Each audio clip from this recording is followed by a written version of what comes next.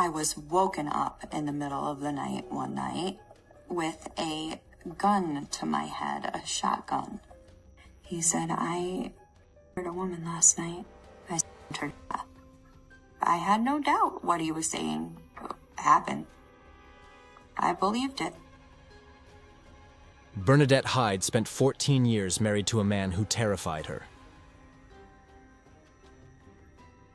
I was so tempted to tell somebody. I really wanted to. I really wanted to. But I knew what would happen. He would kill.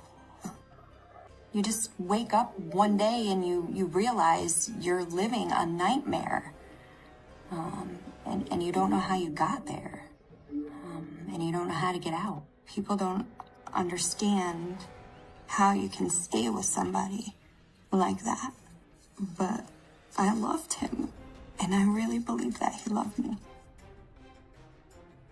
To Bernadette, Brian had seemed like a loving husband and father, but there had been sings. I was 16 years old, and it was summer.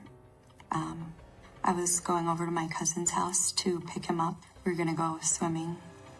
And Brian just kind of walked out of the woods behind my cousin's house. His parents lived like 2 houses down from my cousin. I was instantly curious about him. And these were some happy times. Yeah. This was our very first date, before anything ever happened. Just 2 teenagers falling in love. I never really had any attention from any guys before that. So it was the first time any guy seemed truly interested in me as a person, you know? And I am from a family of 6 kids. So yeah, my parents loved me and my siblings loved me, but I never had that individual kind of attention focused solely on me before, and he gave me that, and he told me how beautiful I was, and that was the start of it all. Bernadette and Brian were instantly inseparable.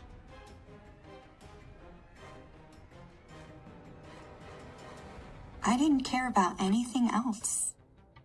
All I wanted was to be around him, and he just made it seem like nobody else in the world meant anything to him but me. He would write me like little love notes and letters all the time. From the very beginning, I knew I wanted to spend the rest of my life with him, and he made it very clear that that's what he wanted to. We're so young. Not a worry in the world right there. And then one day we were taking a walk, and he told me, I have something really terrible to tell you. I've somebody. I don't think I really understood what he was telling me. Like, he told me he somebody, but he didn't go into detail, and he didn't tell me any facts. There wasn't any explanation of who, what, when, where, why. All he said was, I'm a bad person. Can you ever love me? Can you still love me? Can you forgive me? I don't know how to put it into words. I didn't understand what he was really telling me, and I didn't believe that that was possible, that this person that I loved and loved me could be capable of such a thing. Bernadette convinced herself that Brian didn't mean he has said.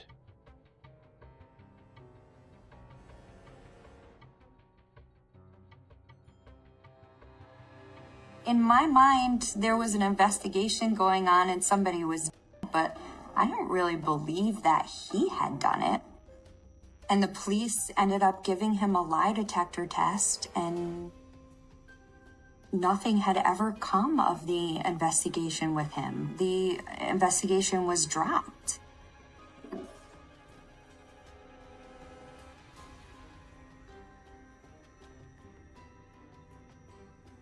I saw him as this good, loving person who cared about me and who I loved. And so Brian ended up asking me to marry him, and he gave me a ring, and And he worked while I went to school.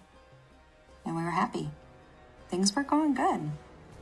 White picket fence, 2 children, a dog. He was a great father. He loved being a dad, and he was really happy during those times. That was the happiest I've ever seen him. But then things changed with him. He'd get angry. He would click on and off like a switch. And that's when it really got scary. Bernadette was about to discover her husband's dark side. Looking back now, it's so much easier to see things so clearly and wonder why I didn't run then, why I didn't see the red flags. But at the moment, I could not see anything but the fact that I loved this guy more than anything else in the world. After Bernadette married Brian Sugrum, he began expecting her to live up to a very high standard. You had to be intelligent. You had to have the right responses. You had to use the right grammar, the right vocabulary. You always had to be concerned about what words you were saying or, how you were expressing yourself. And whenever Bernadette failed to meet Brian's expectations, he got angry. I got a phone call once and I answered the phone the wrong way and he flipped out on me. I really want to take you and bash the wall and watch the blood. That's how mad I am at you. And he was yelling, I don't give a the neighbors here, let them hear, let them call the cops. Don't you ever, ever disrespect me like that again. Brian started losing temper more and more often.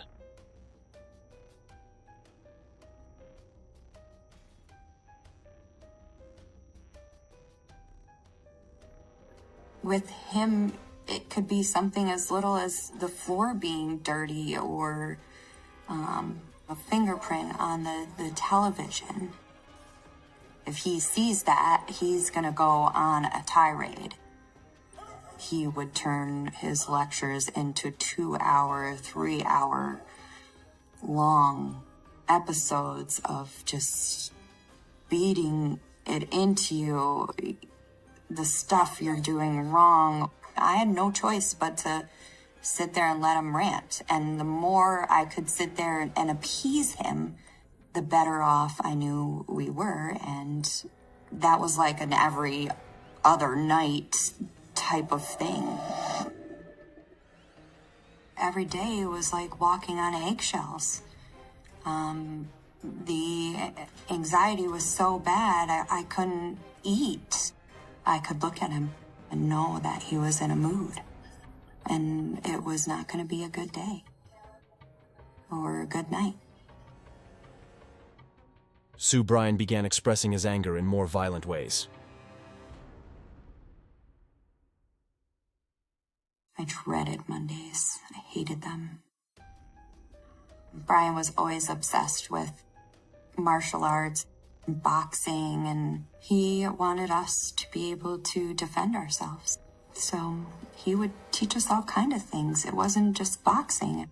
It was learning how to use a knife or defend yourself from a knife. Learning how to use a gun. At first, for a while there, I thought that was a good thing, that the kids, enjoyed learning how to do that stuff when they were younger. But then it became a forced thing. I didn't have a choice. The kids didn't have a choice. It was a mandatory thing we had to do every Monday night. And it would last about 3 hours long. Either he was happy with how you did, or he was not happy with how you did. And usually he was not happy with how I did. He didn't care that he was, hitting me hard and leaving bruises. Oh, you had to do as much as he told you to do. You had to take it. And he made them fight with each other. And they were not allowed to be easy on each other. In fact, they were told, You know, if you take it easy on her or if you take it easy on him, I'll punch you instead. Before long, Brian's violence wasn't limited to boxing practice. He had just bought us cell phones, and I never really used a cell phone before, so I wasn't really very used to it. He tried calling me, and my cell phone was in my purse. I didn't hear the cell phone ring, and I didn't answer. So when he finally got home and he came in, pushed me up against the wall and was just yelling at me about my cell phone, just started hitting me. And he just kept hitting. He just kept hitting me across the head, kicking me in the legs until I fell down on the floor. He eventually just started saying, "Oh, I love you so much. You know, we can make this work. We'll get past this. It's your fault, but we can, you know, we can get past this. Can you forgive me?" And that's how it always was with him. Like, he'd get so mad, and then the next minute, you know, he'd be like, "Please forgive me. I love you." For a very long time, the one thing that I hung on to was, he won't me, he loves me too much.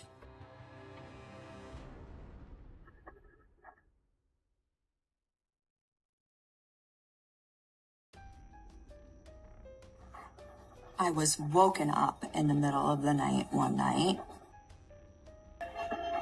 with a gun to my head. Gun. And he was standing above the bed, holding the gun to my head, saying, "Get the up, stupid."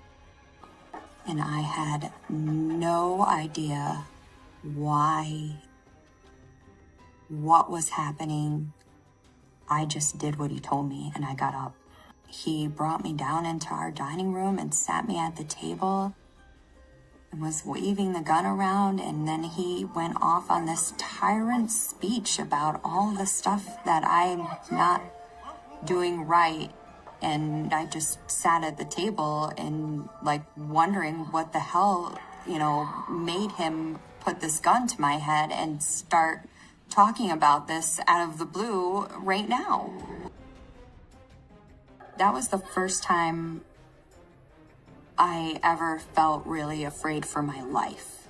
Like, oh my God, is he really on me? But then, you know, the next day he's like, "Oh my God, I'm so sorry. I didn't mean to scare you like that. I love you so much. You're the best thing that ever happened to me. Please forgive me." After that, it just got worse from there. I had a very close dog, Athena, that I had for quite a while, and the dog ran out of the yard once. That's what dogs do. And he got mad, and he took the dog in the backyard in front of us and in the head, and the blood splattered on my legs. I couldn't do anything about it. I couldn't cry. I couldn't show any emotion. I couldn't, and my children were little, and they had to watch that. And all he could tell us was, this is what happens when you can't follow directions. Bernadette lived constant fear of Brian's next eruption. You never really knew when it was going to happen and over what, but I knew his body language and the tone of his voice to know when he was getting to the point where there's going to be an explosion. You just become this shell of a person that is living each day to get to the next day. It was a nightmare to live that life. I was just a shell, doing what I needed to do to survive and keep my kids alive. I learned to shut off my emotions, to not cry, to not feel, to not hurt, to not care about anything but was right in front of me, my 2 children, and that was it. And I shut everything else off. Then, in 2003, Brian woke Bernadette in the middle of the night a second time. And he had not slept all night, and he had been out all night. And he said, I have something very important to talk to you about. I have something I need to tell you. It was like a flashback to that moment in time. And I knew as soon as he was saying those words, what he was going to say. He said, I a woman last night. I a prostitute. I stabbed her.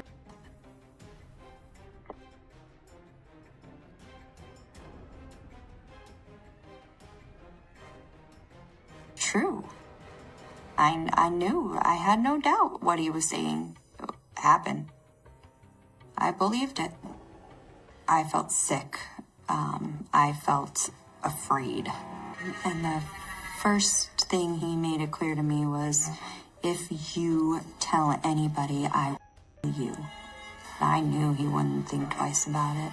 He went in the backyard and he burned some things in the back fire pit. He told me it was, her clothes stuff. And he started telling me things to do, like, you're gonna drive me to the bus station, drop me off, and you're gonna tell people that we're having a trial separation.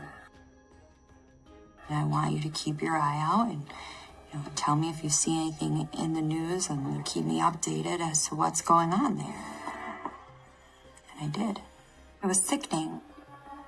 It was awful to see that woman's face, and it eats away at you inside. Police say they hope the passage of time could help close the case. We're confident that there's a citizen out there that has the answers and the information that we need. Did I think about going to the police while he was gone? Sure. I did. Fear kept me from saying anything to anybody. He was with my family. He was staying with my family. That's where he was hiding. With my cousin. He wouldn't hesitate to protect himself. So I did exactly what he asked me to do. I think it was a month that he stayed away. There was no suspicion towards him at all. Nothing. Once he felt the coast was clear, he came back. He just one day showed up. Nothing was the same after that. Fear is the most powerful thing in the world. You become so afraid of someone that you become paralyzed. Sure, had I thought about picking up my kids and leaving? Absolutely. And I would have done it in a heartbeat had I not been afraid of what he would do in repercussion. Bernadette had good reason to fear what her husband would do if she tried to leave him. There had been one day I tried to tell him that I wanted to leave. Told him I just wasn't happy. That I loved him, but I wasn't in love with him. After a little bit, he said, I'm a woman because of you. She reminded me of you. And I couldn't kill you because you're the mother of my children, so I killed her. But my children don't need you anymore. I can kill you and make it seem like an accident, and they'll never know the difference. You promised me this life, you better uphold who you said you were going to be. Or I will kill you. It's as simple as that. And I truly believe that he was going to kill me, and he was planning it.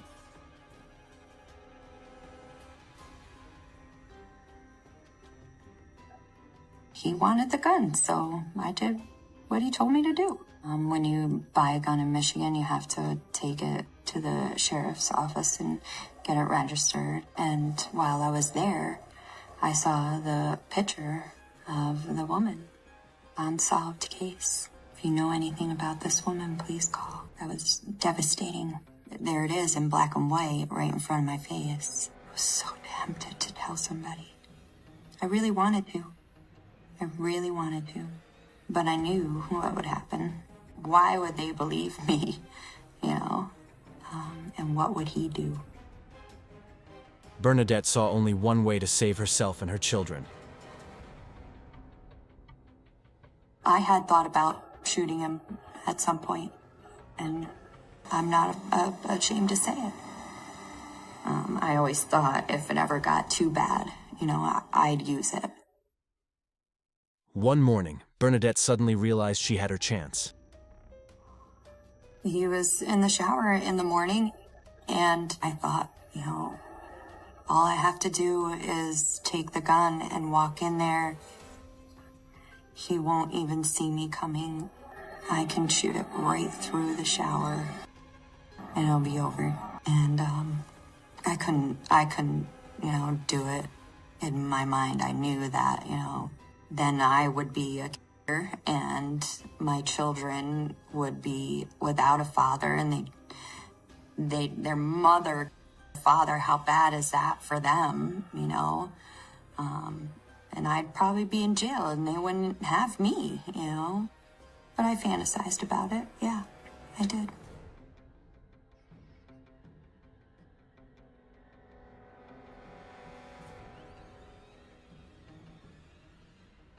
That day was a Monday.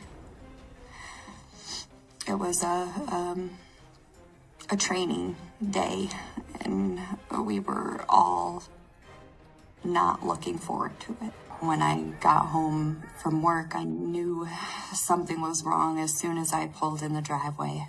Brian and Chris were boxing in the driveway, and I could see Sky inside the garage, and my heart just dropped. Sky was like looking at me with terror in her eyes, like, "Mommy, please help me, help me." And she didn't have to say anything. I could read it in her face. And I walked over to her and I said, "Sky, what's going on here?"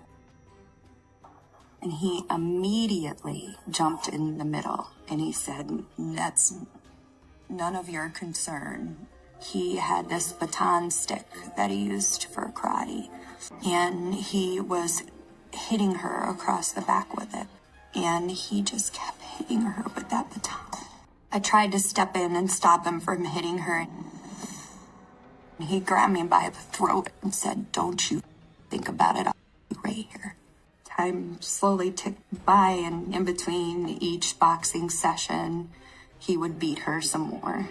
I could feel the terror in my daughter's eyes as she was looking at me.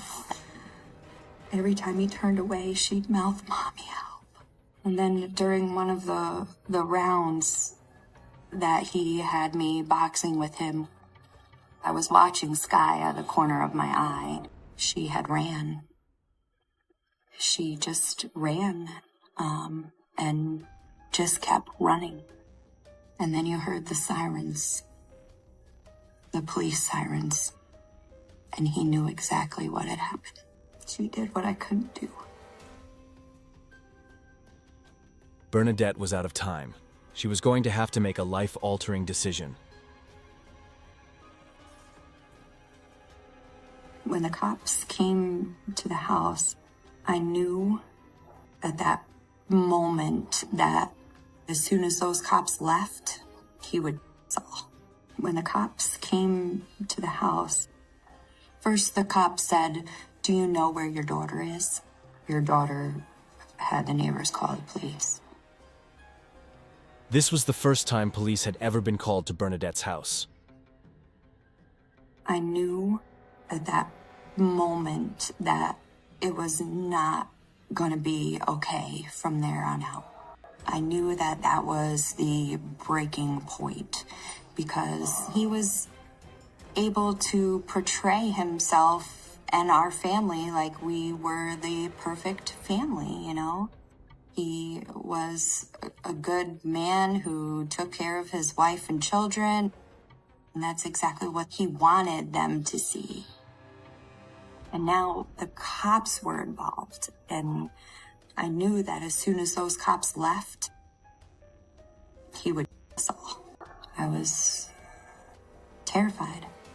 The detective, he looked at me and he said, "Is there anything else that you want to tell me? Now's the time, it's okay." And for the first time in my life, I felt like this is my chance. If you don't say it, then you're gonna be dead. There's no coming back from this. There's no talking your way out of this. There's no convincing Brian that it's gonna be okay. This time is different. So I told him, I said, "Yeah, I do have something else I want to tell you." He murdered somebody and he told me. And that's what I did. I just let it all out. I just told everything I knew as I knew it. I was terrified that they wouldn't believe me, but they never once didn't believe me. Not once. And they found everything I said that they would. I mean, I told them where the body was dropped off, and that's where they found the body. I told him he burned stuff in our backyard. They dug up the backyard and they found stuff. And they arrested him and they took him away. But Bernadette knew that her nightmare still wasn't over. To convict him of murder, investigators needed proof, or a confession. I was terrified he would get away with it. And there was always the fear that, what if the jury doesn't believe it? What if he is out in, 10 years' time, and what am I going to do? Bernadette had to face Brian once more, in court. I've been living with that secret, that burden for 8 years. And I never thought that I'd have a chance to tell what really happened. I thought I'd have to carry that forever. And it was so unbelievable to let it out. It was terrifying going through the trial and waiting for that jury to come back. When that jury came back with guilty and life in prison with no parole, it was such a relief. Like a weight was lifted off my shoulders. Like I could breathe for the first time in 15 years. But it's still there, and you still think about it, and you still have nightmares, and you still break down, and you still cry in the shower. And even now, there's always this fear in the back of my mind that, he can escape, that he's gonna find me, that he'll come after me. I know that he's plotting that in his cell every day, and he will be for the rest of his life. It's something that I will always have to deal with. And I'm never going to be the same.